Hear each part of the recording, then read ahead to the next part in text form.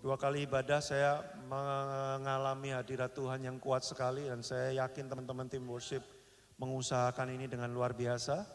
Bapak Ibu mungkin juga bingung melihat kiri kanan kenapa tidak seramai biasanya, ya karena sedang berlangsung LTC, ya nanti di jam 11. Jadi mungkin beberapa ada yang bergabung dengan LTC, Bapak Ibu Saudara, ya.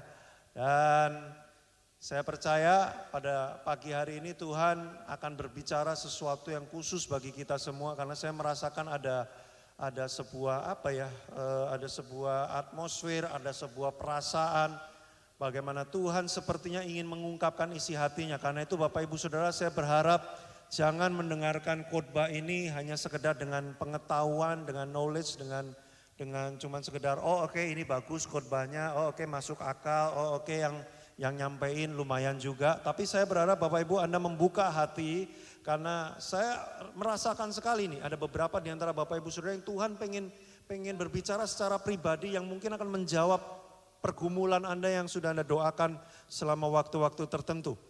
Ya, bilang sama kiri kanannya, ditepuk pundaknya, ditatap matanya dalam-dalam dan saudara bilang begini, kayaknya Tuhan mau bicara sama kamu. Ya, ayo semuanya saudara bilang sama kiri kanannya, kayaknya Tuhan mau bicara sama kamu gitu ya. Kalau tidak ada orang di kiri kananmu, tepuklah diri sendiri. Kayaknya Tuhan mau bicara sama saya nih hari ini ya. Ya. Oke, mari kita buka di Matius pasal 24 ayat ke-12. Kita masih dalam rangkaian Strong Builders dan masih pada tahap keempat yaitu Build in love atau build with love, ya, huruf L. Dan sebentar lagi kita akan memasuki bagian terakhir, build until done, dan ditutup dengan perayaan Natal kita bersama nanti. Tapi kita masih berada di bagian build with love atau build in love. Jadi kita masih bicara tentang kasih. Dan saya berharap Bapak Ibu Saudara tidak bosan mendengar kata kasih, karena sejak kita menjadi orang Kristen, kata kasih tidak pernah hilang dari pembahasan kita. Matius 24 ayat 12. Bukan prediksi, bukan ramalan, tetapi ini sesuatu yang diucapkan pasti terjadi dan sudah terjadi di tengah-tengah kita. Ayat 12, dan karena makin bertambahnya kedurhakaan, maka kasih kebanyakan orang akan menjadi dingin. Kata kedurhakaan di sini Bapak Ibu Saudara sering diartikan sebagai lebih, kalau dalam bahasa yang lebih gampang itu kurang ajar, kekurang ajaran. Kedurhakaan itu adalah sikap-sikap yang tidak semestinya yang membuat kita itu bisa terluka, membuat kita itu tersakiti. Nah itu kedurhakaan.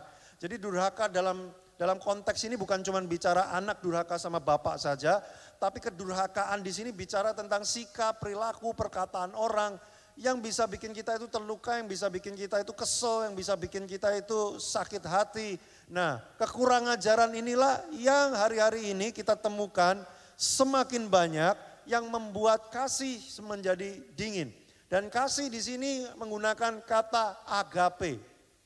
Jadi kasih di sini ini bukan kasih yang cuma sekedar orang berbuat baik gitu ya. Kalau saya punya duit 1 juta, saya kasih 100 rupiah, wah itu perbuatan kasih. Bukan yang kayak gitu, yang ditulis di sini adalah agape.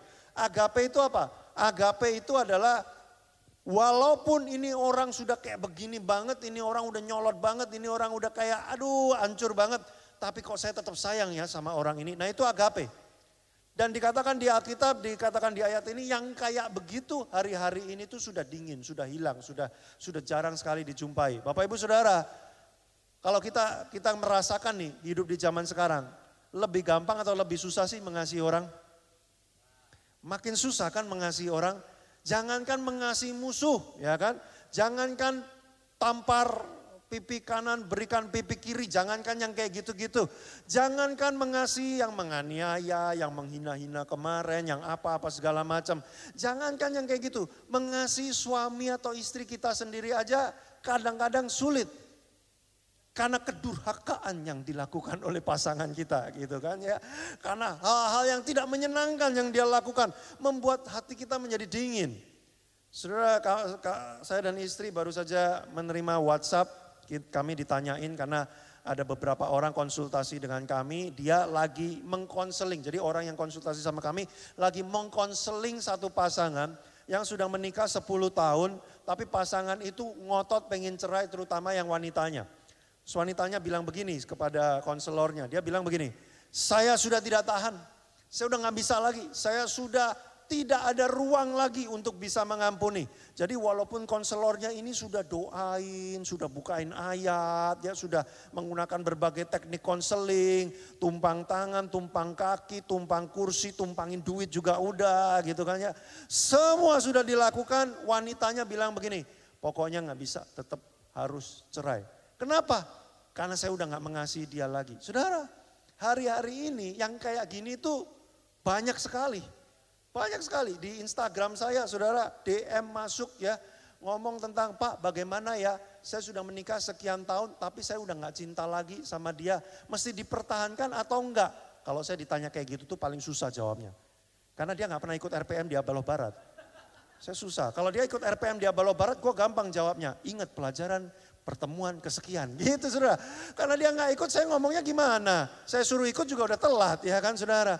Nah, banyak sekali message-message kayak begini menunjukkan bahwa kasih itu begitu mudah sekali menjadi dingin. Kenapa sih? Sudah, gini loh. To be honest, ya. Saya menikah sudah 12 tahun. Ada di antara Bapak Ibu yang menikah lebih lama dari saya. Mungkin Anda sudah menikah 20-25 tahun. Tapi saya yang menikah 12 tahun, maaf. Mungkin Anda lihat saya orangnya aneh. Tapi saya itu begini. Saya selalu heran dengan orang yang bisa cerai. Saya selalu heran. Saudara mungkin gak heran, tapi saya selalu heran. Loh kenapa kok saya selalu heran? Karena gini loh, waktu saudara menikah, saya ngomongin pernikahan gak apa-apa ya, yang single dan jomblo jangan sedih ya. Kan pasti akan menikah juga nanti akhirnya gitu kan ya. Saya sedikit ngomongin pernikahan, saya gak tahu kenapa di ibadah kedua ini bobot ngomongin pernikahannya jauh lebih banyak. Gini, saya nanya, Bapak Ibu Saudara, adakah di antara engkau menikahi orang yang menjadi musuhmu? Ada nggak? Waktu saudara menikah gitu ya, ngajak pasangan nikah, itu adalah orang yang kau benci, yang pengen kau musnahkan, yang kau nggak suka sekali, yang kau pokoknya kayaknya ini musuh bebuyutan, pokoknya kau pengen Tuhan menghukum dia, terus saudara datang sama orang itu, nikah yuk gitu. Kan enggak, saudara menikah itu selalu dengan orang yang paling kau cintai dari semua orang di muka bumi, bener gak? Artinya apa? Cintanya mentok banget.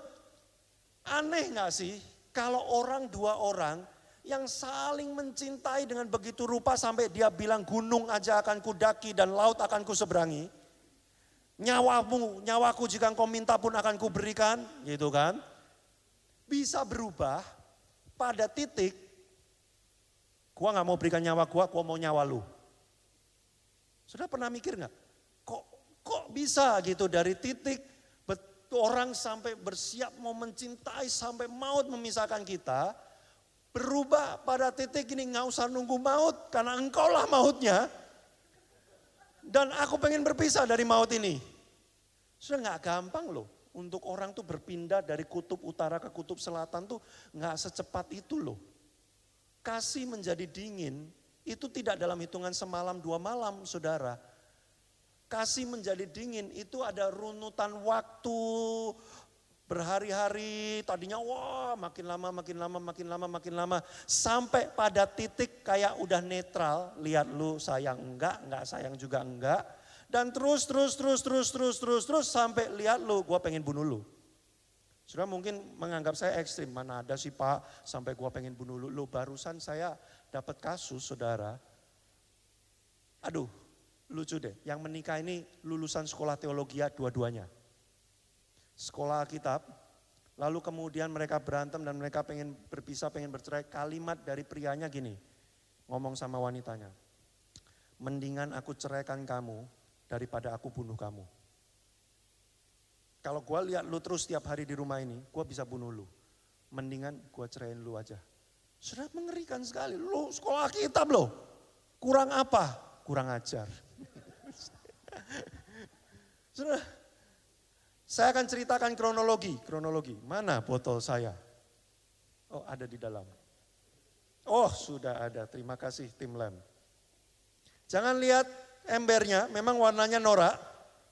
Sengaja untuk menarik perhatian saudara, karena saya terlalu kurus untuk menarik perhatian, jadi saya kasih ember ini. Saudara, Waktu kita pertama kali menikah, dan ini bukan cuma dalam konteks pernikahan. Waktu kita pertama kali jadi PKS, waktu pertama kali kita memuridkan orang, waktu pertama kali kita bersahabat, waktu pertama kali kita punya hubungan dengan orang lain, kita sama-sama penuh.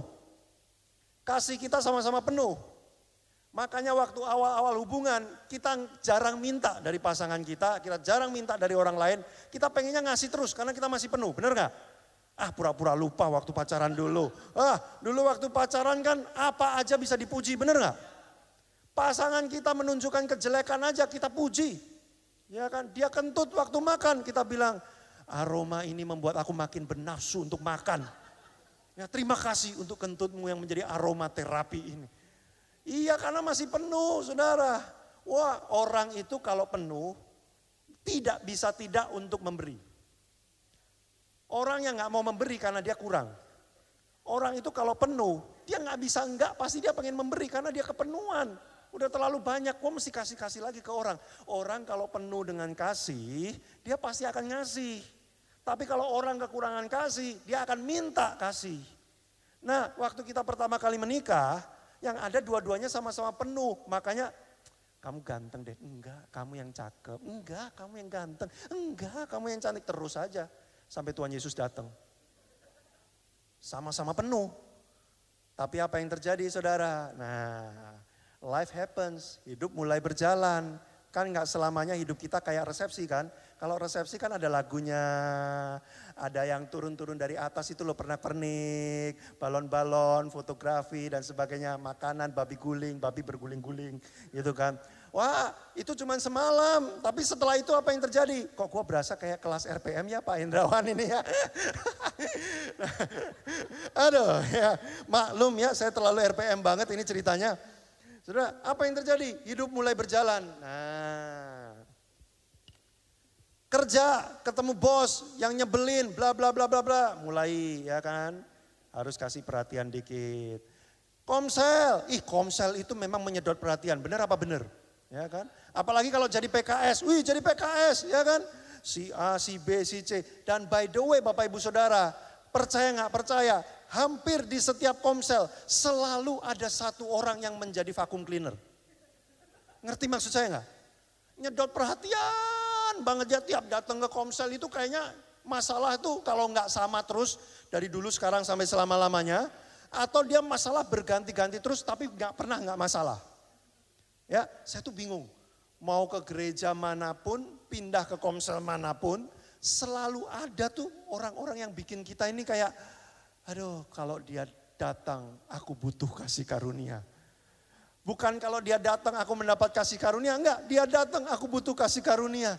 Nah kalau PKS lebih parah lagi, datang komsel, jiwanya perlu diperhatiin. Udah berkurang ya. Ada si ini, si vampir datang ya kan, nyedot-nyedot. Nyedotnya banyak, glok gitu kan. Wah, udah mulai pulang ke rumah. Ini saya bilang dalam sehari loh, bukan setahun, dalam sehari. Pulang ke rumah. Udah tinggal separuh. Ini si suami, si istri. Wah ya. Seharian ditinggal suaminya kerja. Wah, anak bikin ulah ya, mainan dilempar, korden dibakar ya kan. Kompor siram minyak ya kan, wah stres ngatur ini apa segala macam. Wah harus mengasihi anak kan, namanya juga anak gitu kan, masa ditendang, dibuang. Harus dikasih, waduh ngasihin anak kayak gitu ya kan. Ketemu ibu-ibu sesama orang tua murid gitu kan, mulai cerita, si itu deh bu, ini deh, terus kita diomongin. Iya kamu itu loh ya, Mbok ya rambutmu diganti ya, rambut kok modelnya gitu terus ya kayak jambul ayam gitu bla bla bla bla bla. Wah harus mengasihi ya kan. Pulang nyampe rumah ketemulah suami istri. Ini dalam sehari loh, bukan setahun. Dalam sehari udah tinggal separuh. Kalau udah kayak gini, siapa yang harus diperhatikan dan siapa yang harus memperhatikan? Siapa yang harus dikasihi dan siapa yang harus mengasihi? Suami bisa bilang begini, gue lagi capek banget nih hari ini ketemu bos gila, dia lagi kumat, lagi geblek, lagi gini gitu, gue ketemu klien gini. Nah nyampe komsel, untung lu gak ikutan tadi komsel, lu ikutan komsel, lu ikut amsyong. Ya, gue udah habis energi gue di komsel, bla bla bla bla, bikinin gue makanan dong.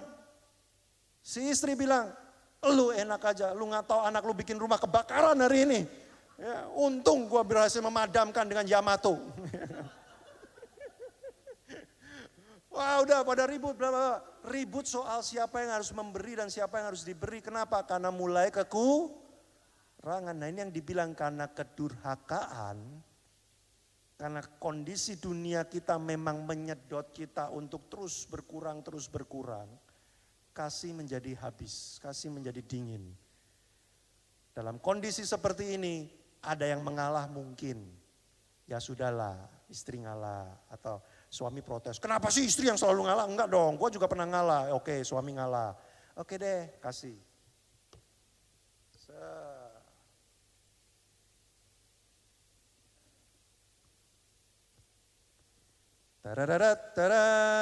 Penuh ya kan. Tidur dengan pulas suami. Tapi istri apa yang terjadi? Tidur dengan stres.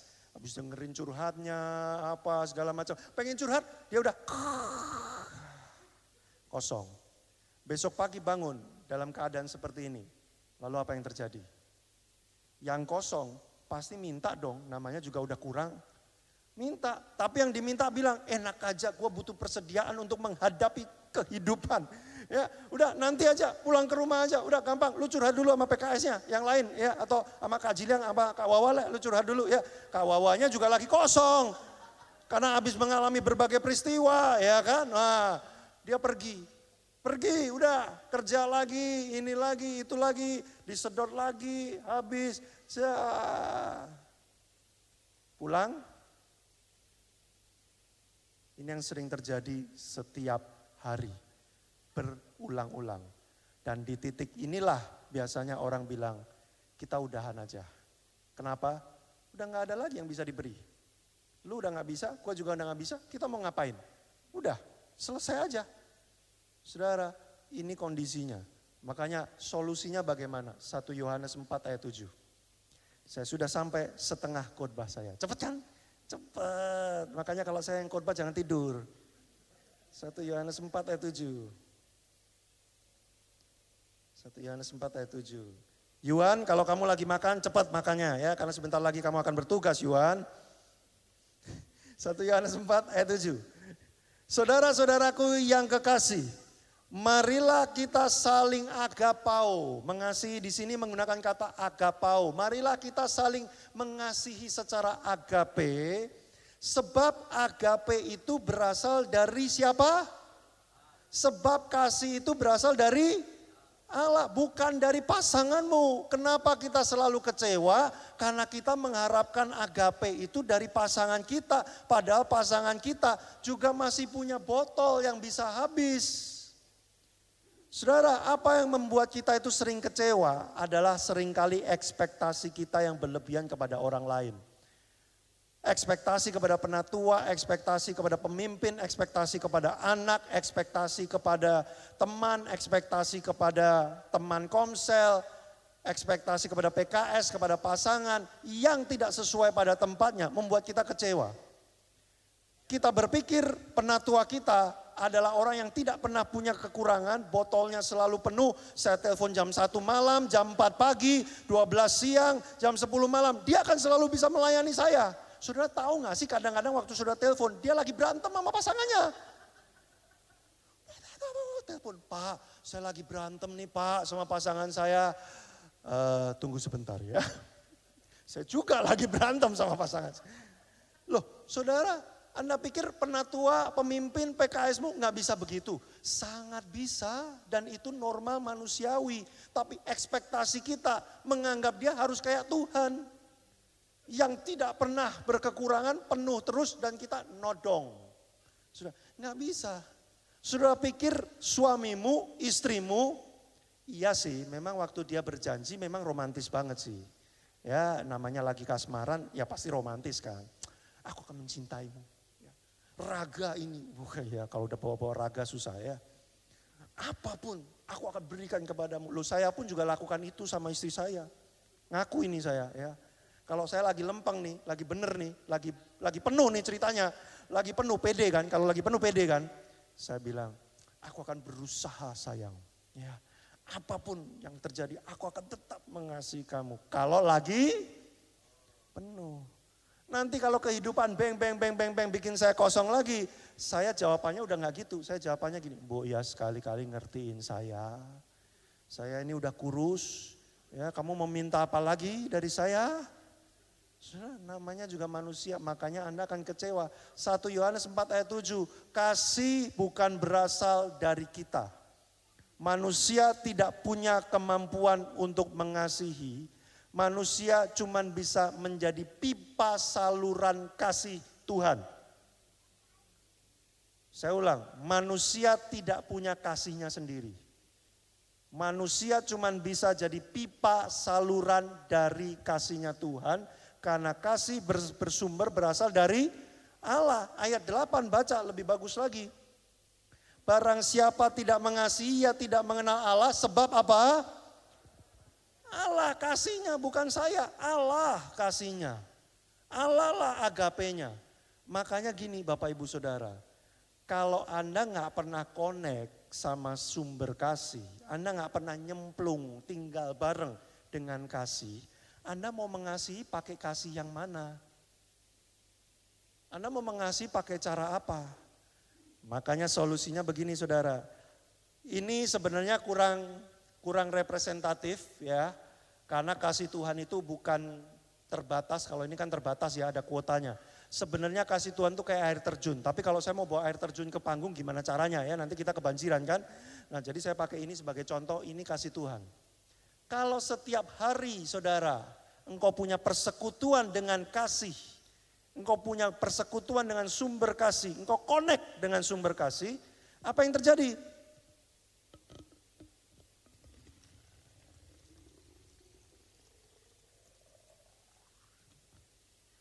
Walaupun dunia menyedot engkau habis-habisan, waktu engkau bersekutu ada dalam hadirat Tuhan, mengalami kasih Tuhan, engkau menjadi penuh lagi. Nggak apa-apa, orang nyedot lagi ya. Si vampir itu kan datang tiap minggu kan, ke komsel kita kan. Ya masa Anda mau usir dia, kan dia memang pengen datang. Tiap minggu Anda ketemu dia, aduh Tuhan dia lagi jebret, habis. Nggak apa-apa, saudara pulang ketemu Tuhan lagi.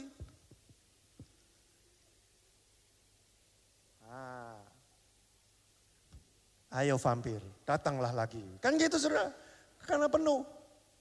Kalau vampirnya suami saya gimana Pak? Ya nggak apa-apa. Sepanjang Anda terus tinggal di dalam kasih Tuhan. Tapi kalau suami istri cuman satu doang yang ngisi, kasihan. Dua-duanya harus tinggal di dalam kasih Tuhan. Sehingga dua-duanya menjadi penuh. Sehingga ketika dua-duanya penuh apa yang terjadi? Nggak akan saling tuntut. Nggak akan saling minta, nggak akan saling hakimin. Yang ada apa? Saling memberi. Kok saudara lihat saya tegang gitu sih? Saudara ngelihat saya kayak wajahnya kayak gini. Kok belum pernah ketemu Pak yang kayak gitu Pak? Emang ada ya yang kayak gitu ya? Ih ada, tanya Pak Indrawan, pembina-pembina RPM kita kayak gitu ya. Saudara, makanya mereka jadi pembina RPM. Saling mengasihi saudara.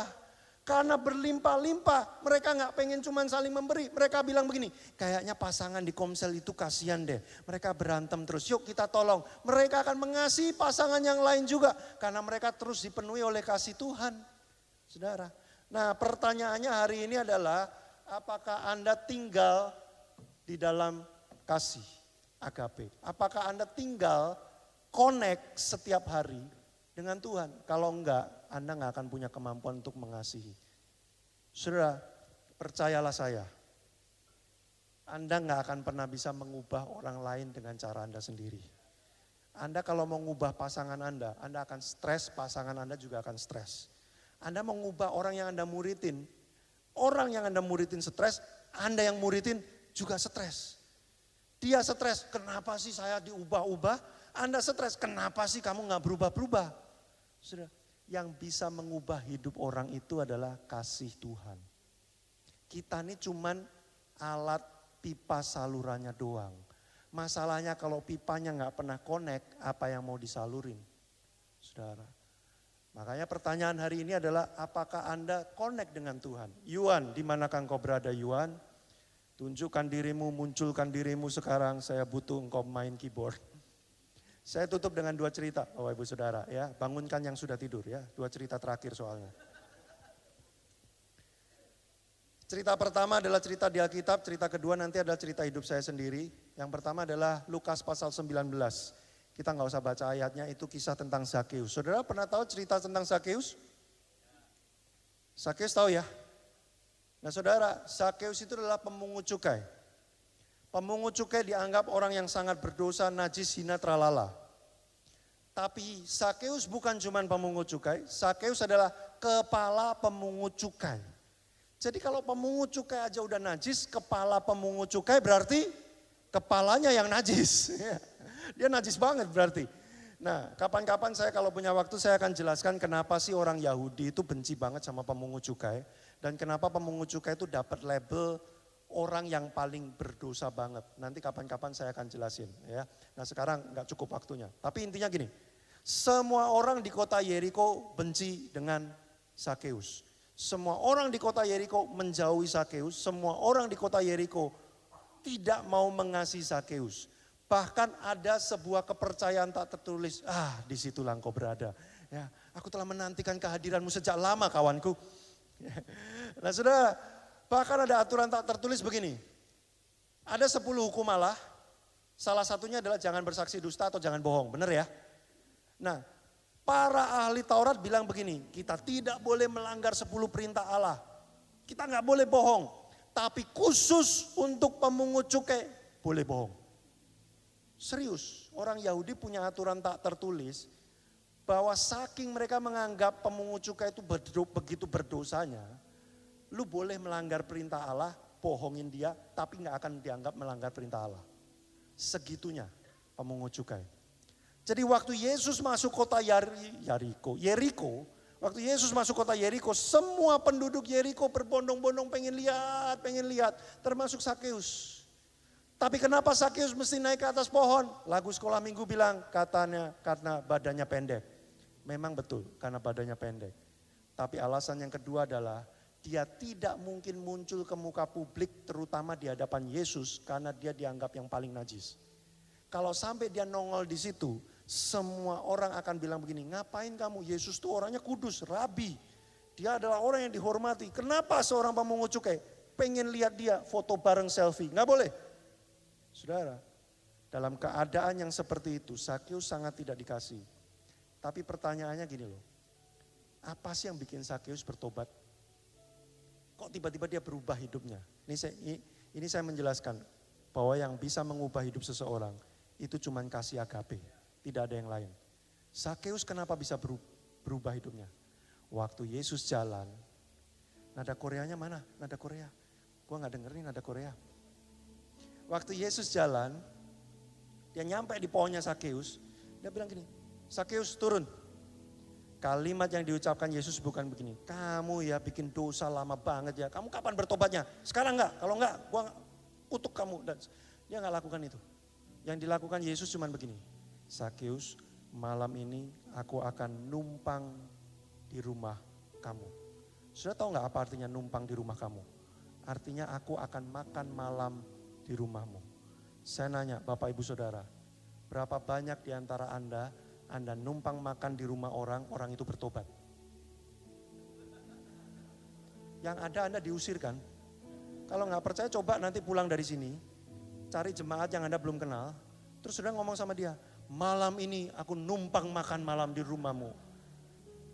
Agak jarang, kemudian dia akan berespon begini, oh Tuhan menjamah hidupku, aku akan bertobat gitu kayaknya. Kayaknya hampir nggak mungkin. Tapi kalau Anda baca Lukas 19, itu yang terjadi. Waktu Yesus ngomong begini, malam ini aku makan malam di rumahmu. Zakeus langsung bilang begini, mulai hari ini Tuhan, semua yang sudah aku ambil akan aku kembalikan. Bahkan aku tambahin 4 kali lipat. Saudara, jawabannya gak nyambung. Orang Yesus bilang gua mau makan di rumah lu, kenapa lu ngaku dosa? Yang terjadi adalah gini saudara. Waktu Yesus bilang aku makan malam di rumahmu, Zakeus dalam hatinya bilang gini, gila.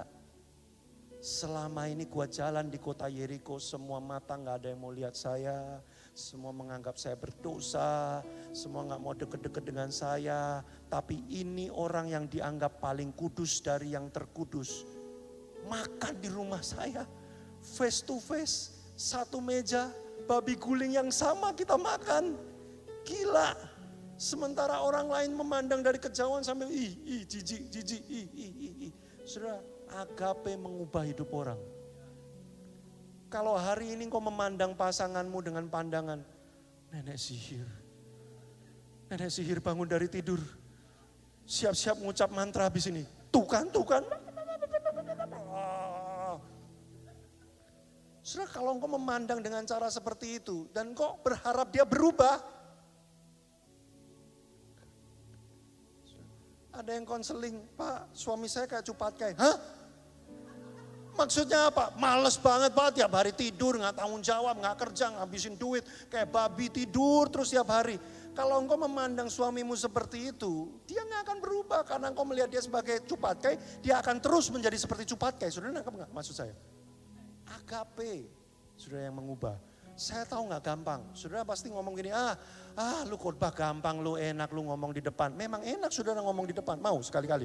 Saudara, memang gampang. Makanya saya ceritakan cerita saya. Ada masa-masa saudara beberapa tahun saya sulit mengasihi pasangan saya sulit mengasihi Veve. Gak banyak yang tahu. Cerita-cerita hidup kami itu gak banyak yang tahu. Tapi ada beberapa tahun saya tuh berjuang setengah mati untuk bisa mengasihi Veve. Di tengah pernikahan, bukan di awal-awal, di tengah-tengah pernikahan. Saya merasa kok ini orang gini ya, kok kata-kata dia tuh kayak gini ya, kok dia gini. Lalu saya dalam malam-malam ketika dia sudah tidur, saya kayak lari ke Tuhan, saya kayak ngadu, diem gitu kan. Saya doa sama Tuhan, doa saya tuh kayak gini, Tuhan tolong ubah dia Tuhan. Kalau engkau gak ubah dia, aku gak sanggup Tuhan. Aku bisa mati muda Tuhan. Tuhan ubah dia. Enggak bercanda, ini ekstrim ya, bercanda ya. Tapi saya doa benar-benar Tuhan ubah dia. Mbok ya gimana kek caranya. Engkau kan sanggup mengubah orang kan. Ya kan Tuhan. Ubah dia. Mbok ya apa kek lewat empowerment conference, doa puasa korporat. Atau tiba-tiba petir menyambar terus dia bangun berubah. Apa Tuhan ubah dia. Jangan kayak gitu Tuhan. Saya bermalam-malam berdoa. Sudah tahu gak sih? Lucu. Jadi berapa tahun setelah itu saya ngobrol-ngobrol hati ke hati dari Veve. Tahu gak? Veve juga berpikir hal yang mirip kayak gitu kepada saya. Dia juga pikir ini orang kenapa sih kayak gini gak berubah-berubah. Tuhan ubah dia. Kenapa dia kayak gini? Ternyata saudara kadang-kadang kita pikir masalahnya adalah pasangan kita. Pasangan kita mikir masalahnya adalah kita. Jadi kita semua sama-sama bermasalah. Saudara, lalu saya ingat satu malam, waktu saya berdoa, doa yang sama lagi. Tuhan, tolong ubah dia Tuhan. Kapan kau ubah dia? Belum ada perubahan nih Tuhan. Ya, apa perlu saya puasakan? Jenis yang ini mungkin perlu dipuasakan, gitu kan? Lalu Tuhan menjawab, Wan, menurut kamu aku itu sayang gak sama Veve? Ya sayanglah Tuhan, Tuhan kan maha kasih, kasihnya mentok penuh, Tuhan pasti sayang lah sama Veve. Wan, kamu sayang gak sama aku? Sayang dong Tuhan, kalau gak ngapain saya 25 tahun jadi orang Kristen melayani bla bla bla. Sayang dong. Wan, kamu percaya gak aku sayang kamu? Percayalah Tuhan, kalau gak ngapain aku ikutin Tuhan. Aku percaya Tuhan mengasihi aku. Wan, kalau kamu percaya aku mengasihi kamu dan kamu mengasihi aku. Kalau kamu tinggal di dalam aku, bagaimana mungkin kamu gak bisa sayang sama Veve? Karena aku sayang sama dia. Aku tuh sayang sama dia dan kamu tinggal di dalam aku. Tapi kok kamu gak bisa mengasihi dia, kamu gak bisa sayang sama dia? Tuhan nanya gitu doang dan gak ngasih jawaban apa-apa, tapi saya langsung tahu jawabannya. Hari itu saya tahu. Saya tinggal di luar Tuhan.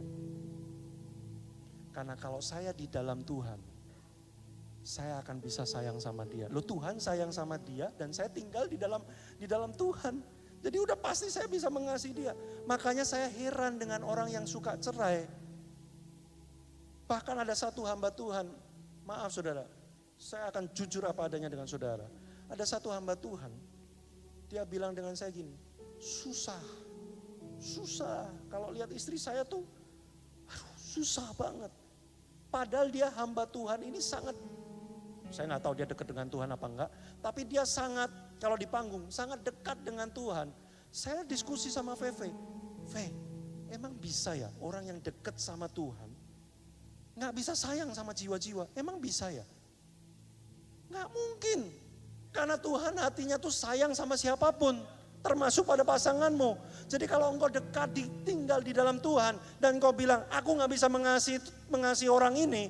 Bukan engkau nggak bisa, engkau tinggal di luar Tuhan berarti. Makanya saudara kalau engkau lekat, engkau dekat, engkau begitu erat dengan agape. Maksud saya pulang jangan beli galon terus begini tidurnya ya, jangan. Kalau engkau tinggal di dalam agape ini, tidak ada orang yang tidak bisa engkau kasihi saudara. Apalagi pasanganmu.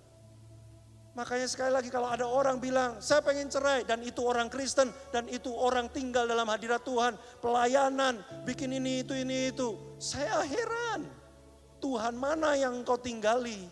Tuhan mana yang engkau sembah? Tuhan mana yang engkau connect? Karena Allah adalah kasih. Dia bukan cuma sumber kasih, He is the love. So kalau kamu menyatu dengan kasih, kamu sendiri sudah menjadi kasih. Bagaimana mungkin kasih tidak bisa mengasihi? Nggak masuk akal. Jadi saya mau bilang begini, ada harapan buat pernikahanmu. Kalau engkau bilang nggak ada harapan, engkau belum tinggal di dalam Tuhan. Kalau engkau tinggal di dalam Tuhan, ada harapan. Apa, lu ngomongin apa? Lu nggak pernah dikebukin sih Pak? Pernah gak lu dikebukin sama pasangan lu? Lu mah khotbah ngomong enak doang. Sudah saya tahu tidak mudah. Saya tidak minta saudara dikebukin dan kemudian saudara diam aja lalu begini. Kebukin saya lagi karena aku mengasihi engkau. Pipi kanan berikan pipi kiri. Saya gak bilang kayak gitu. Engkau boleh pindah rumah, menjauhkan diri untuk sesaat dan sebagainya. Tapi tantangan saya begini loh. Pernahkah engkau dalam keadaan sendirian itu doa sama Tuhan dan tanya Tuhan begini. Tuhan saya mesti ngapain? Dan waktu engkau dengar jawaban doanya Tuhan bilang begini, kasihi dia. Tidak harus engkau datang di hadapan dia untuk ngomong. Tapi di dalam doamu yang sendiri itu, kasihi dia. Saudara. Jadi orang Kristen bego banget ya. Emang. Makanya dikatakan di Alkitab, bagi orang yang tidak hidup dalam roh, akan menganggap semua hal-hal yang rohani sebagai sebuah kebodohan. Karena mereka tidak menangkapnya di dalam roh mereka. Saya bukan mendukung KDRT dalam rumah tangga, enggak. Engkau boleh perkarakan secara hukum, engkau boleh lakukan apapun, tapi jangan pernah berhenti mengasihi dia. Jangan kaget kalau kasih itu nanti akan mengubah. Gini loh saudara. Saya tutup terakhir ya, tolong ya jangan tidur ya. Terakhir aja sebenarnya, 2 menit aja, 2 menit. Habis ini kita pulang, serius, swear. Ya. Sudah, saya ini orangnya kejam. Tanya istri saya. Istri saya paling tahu, saya ini orangnya kejam. Kalau lihat wajah saya, baik ya. Tidak sombong, suka menabung, gemar menjahit, itu saya ya. Bisa masak juga, lumayan ya. Tapi kalau sudah tahu saya itu orangnya kejam. Saya kalau nggak suka sama orang, saya akan langsung cut off, saya akan langsung anggap dia nggak ada, saya akan potong dia, saya akan putusin dia. Bahkan saya itu begitu kejamnya, kadang-kadang di kepala saya itu bisa muncul pikiran-pikiran kayak, mungkin Thanos itu benar. Ya, orang-orang yang kurang ajar itu jebret, mati aja semua udah dunia jadi lebih baik. Itu saya itu orangnya kayak gitu. Di pelayanan saya beberapa kali kayak gitu. Waktu saya ketemu orang-orang gak bisa ngikutin, attitude gak bener. Itu saya tuh kesel banget, saya bilang gini, udah gak usah pelayanan lagi. Potong aja jadwalnya, gak usah libatin lagi. Udah kita maju terus, yang gak mau ikutan gak usah ikut. Maju terus aja, tinggalin aja, mau masuk neraka biarin. Itu saya orangnya kayak gitu. Sudah. Beberapa tahun ini ada masa-masa saya kayak gitu. Nanti yang mau terlibat di pelayanan di bawah saya langsung pada enggak gitu semuanya. Beberapa tahun saya kayak gitu sudah, tapi menarik. Ada satu masa saya tuh kesel banget sama satu orang ini. Menurut saya ini satu orang ini kayak nggak bener, lu tuh gimana sebenarnya nggak bener. Gue nggak mau jadwalin lu lagi, gue nggak mau libatin lu lagi. Lu nggak boleh ini, nggak boleh ini, nggak boleh. Gue nggak mau, pokoknya lu ada lagi. Saya kayak gitu sudah. Tapi aneh, tiap kali saya ada di hadirat Tuhan, kayak tadi worship, saya saat teduh, saya ketemu Tuhan. Terus saya lihat dia ya, saya bisa langsung gini loh. Tuhan tuh mau pakai dia loh. Tuhan tuh sayang sama dia. kenapa ya dia kok kayak gitu ya. Udahlah habis ini ajak dia ngobrol lah. Saya bisa berubah 180 derajat sampai istri saya tuh kalau di mobil dengerin saya cerita. Dia sering bingung, kok lu pelin-pelan sih? Kemarin lu marah-marah, kok sekarang pengen ngajak dia ngobrol makan bareng. Lu tuh ya sebenarnya yang bener yang mana? Gua aja bingung. Gue juga bingung kenapa gue bisa jadi kayak gini. Lu ngerti gak? Saudara ngerti gak? Kasih itu bisa mengubah gitu. Waktu engkau tinggal di dalam kasih Tuhan, lu akan melihat semua yang terjadi di dunia ini dengan perspektif matanya Tuhan. Dan mata Tuhan tuh gak ada yang lain kecuali cuma satu, sayang. Mata Tuhan tuh cuma satu, sayang. Dia lihat anak murid lu yang berantakan, dia sayang. Dia lihat pasangan lu, dia sayang. Dia lihat anak lu yang ngelawan lu terus, dia sayang. Dia lihat orang tua lu yang sudah tua, yang ngomel terus, gak jelas omongannya, dia sayang. Tapi kalau engkau tinggal di luar Tuhan, engkau gak lihat sayangnya, yang lu lihat omelannya. Tapi kalau engkau tinggal di dalam Tuhan, kacamatamu cuma satu, agape. Maka waktu kita kesulitan untuk mengasihi Tuhan, cuma satu kesimpulannya yang kita perlu bertobat. Kita lagi keluar dari Tuhan. Balik lagi. Kita akan lakukan perjamuan kudus. Kenapa sih kita lakukan perjamuan kudus, saudara? Sebagai pengingat bahwa separah apapun kita, ada satu sosok di surga sana yang rela turun menjemput kita, meresikokan segala sesuatu, berdarah-darah demi satu alasan, sayang, agape pada kita. Waktu saudara nanti makan rotinya, saudara harus ingat, itu tubuh yang tercabik oleh cambukan-cambukan itu. Mengatakan kepada saudara begini loh, sesakit apa sih yang pernah kamu alami? Kamu mungkin pernah dan sedang berjuang dengan kanker, sakit sekali. Kamu punya migrain yang sakit sekali. Lambung perih sekali, pernah digebuk orang, pernah dipukul KDRT dan sebagainya, sakit sekali. Waktu kamu pegang roti itu, Tuhan bilang begini, aku pernah lebih sakit daripada itu. Dan aku menanggung sakit itu, supaya kamu gak perlu terluka oleh karena sakit itu. Waktu nanti kita pegang anggur itu, sudah lambang dari darah, Tuhan tuh mau bilang begini, seberapa sih penderitaanmu? Pernahkah kau menderita sampai engkau berdarah-darah? Pernahkah engkau stres? Mungkin pernah engkau stres sampai engkau bleeding. Sudah ada beberapa wanita-wanita yang begitu stresnya, bleeding, pendarahan tidak berhenti-berhenti.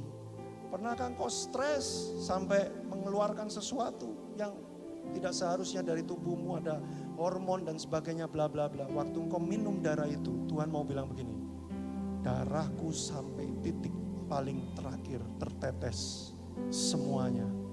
Supaya kamu gak perlu terluka lagi waktu kamu ngalamin yang kayak gitu-gitu. Pasanganmu bisa melupakan engkau, membatalkan janji nikahmu, mengingkari janji nikahmu. Temanmu mengkhianatimu, pemimpinmu menggunakan engkau.